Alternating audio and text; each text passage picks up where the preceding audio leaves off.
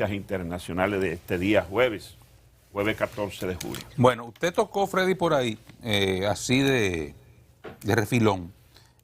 Para mí lo que es la noticia más importante en el mundo en el día de hoy es lo que está sucediendo con la inflación en Estados Unidos y Europa.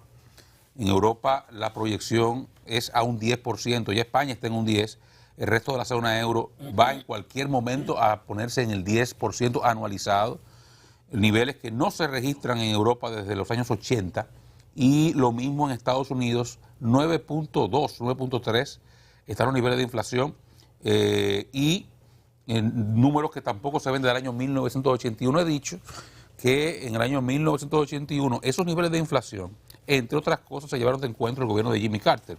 Yo dudo mucho que Joe Biden se pueda reelegir, pero no fue solamente eso, esa es la base de lo que eventualmente fue la gran crisis de la deuda latinoamericana y lo que se conoció como la década perdida en Latinoamérica, porque la presión inflacionaria fue atacada con política monetaria, que es como plantea la escuela económica liberal. Incrementos en los tipos de interés para combatir la inflación, contraer de alguna forma la cantidad de dinero que circula, contraer de alguna forma también la economía y impedir que la inflación continúe disparada. Los bancos centrales del mundo han estado haciéndolo. Estados Unidos ha aumentado la Fed 300 puntos básicos, o 250. A la y va a tasa, volver a aumentar este le faltan dos a la tasa de política monetaria, y faltan dos en lo que va del año. El presidente del Banco Central Europeo decía ayer que el Banco Central Europeo va a hacer todo lo que tenga que hacer para frenar la inflación. Eso quiere decir que vendrán también importantes ajustes al tipo a la tasa de política monetaria en la zona euro. El Banco Central chileno... El Banco Central Europeo se ha ralentizado y por eso está a la par la moneda. Entre otras cosas, de lo que ha provocado que el dólar por primera vez en 20 años se encuentre a la par con el euro, es que las políticas para ajustar el tipo de cambio de referencia, de política monetaria en Europa, han sido más lentas que la FED. La están haciendo tarde. Están haciendo tarde. Pero decía que el Banco Central chileno ayer anunció otro incremento en los tipos, en la tasa de referencia, llegando a 9.75, el nivel más alto también en casi 40 años. No, desde el 2002 que había estado en 12. Pero estamos hablando de un incremento en el último año de más de 8% de interés, en el tipo de interés, en menos de 12 meses, de subir de 1.5 o 2% a 9.75. Eso es y mire que Chile es un modelo. Una economía muy estable. Entonces, eso es lo que debemos estar observando. Yo sé, yo creo que buena parte de los actores económicos en República Dominicana reconocen que la economía dominicana en mejores manos no puede estar. Sí. Lo he dicho, lo repito, uno de los grandes aciertos del presidente Abinader ha sido dejar ahí a Héctor Valdés Albizu manejando la política macroeconómica con ese equipo que le acompaña en el Banco Central. La magia que tiene don Héctor, la sabiduría que tiene para manejar eso, no la va a encontrar en ningún otro sitio, y menos en estos tiempos. Por lo que yo espero que logre convencerlo de nuevo, que le aguante 2 años más ahí por lo menos. Pero, aún así, hay realidades que superan cualquier magia, porque hay límites a lo que tú puedes hacer. Don Óscar, le llaman ahí. Café Santo Domingo, y allá en la Super City tenemos café también. Café del bueno, Café Santo Domingo. Óscar, sí, aquí hay café desde las 5 de la madrugada. Bueno, Así mismo es. salud. Y Aquí aquí vamos por ese camino. Y aquí desde las 4:30. Salud, Ah, profesor. también. Miren, jóvenes. Pero concluyo, Dani, señalando Sí. que, como hablaba al principio de semana de los subsidios y lo insostenible que puede ser para el gobierno en largo plazo, mantener los niveles de subsidios que está aplicando la economía ahora mismo para, digamos, mitigar un poco el impacto de las alzas globales en la canasta básica.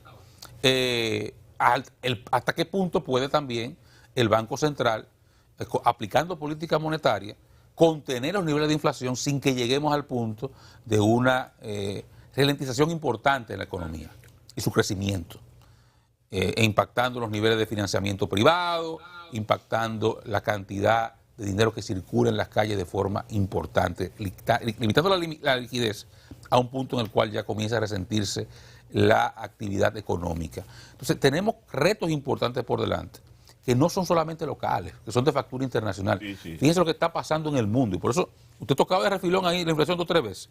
Pero viste en el contexto del impacto que tiene la economía global, y República Dominicana no está en la luna ni está en otro sitio, está aquí, y todo ese tipo de cosas nos impactan, hay que entender que se avecinan tiempos difíciles y que puede que los sacrificios que tengamos que hacer en el futuro inmediato sean también importantes y tengamos que comprender lo que está pasando.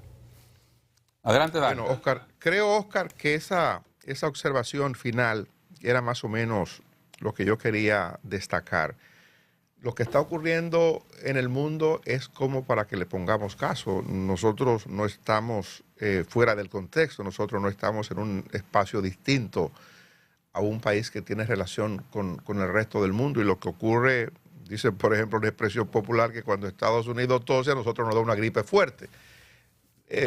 Eso del nivel de inflación, la prensa hoy habla del tema. Yo compartía con el público que sigue el programa hace un tiempo un reporte de la televisión española, justamente del canal oficial de España, donde hablaba que España está experimentando una situación como solamente la había vivido hacía 30 y tantos años, 35 años, con los precios de los combustibles, con los precios de la energía eléctrica.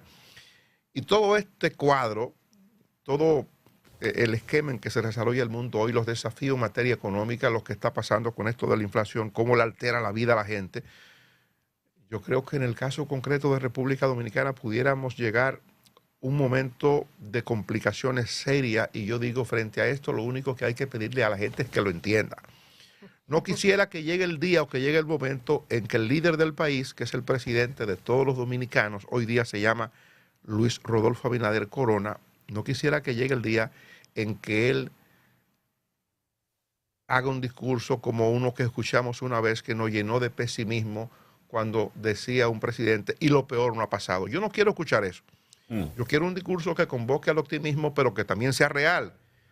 Decía en días pasados el ministro de Industria y Comercio, el gobierno va a subsidiar hasta donde sea posible. Yo creo que las cifras que hemos estado escuchando, tanto la que ha dado en ocasiones el presidente, la que dio más recientemente el ministro de Hacienda, hablando de 35.000 millones para el tema de los combustibles y otros renglones, tratando de que el impacto de la situación económica sea mucho menos fuerte para la economía de la gente.